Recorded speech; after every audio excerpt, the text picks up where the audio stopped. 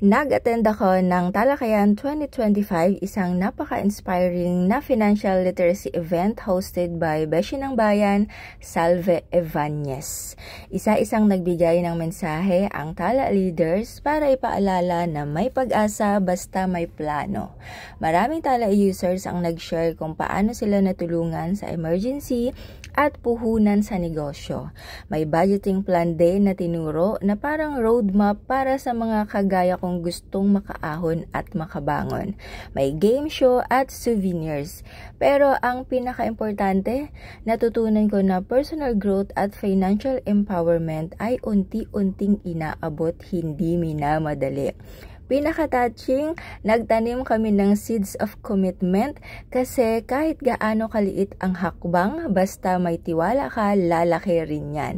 Tama nga sila, progress is personal and growth is possible.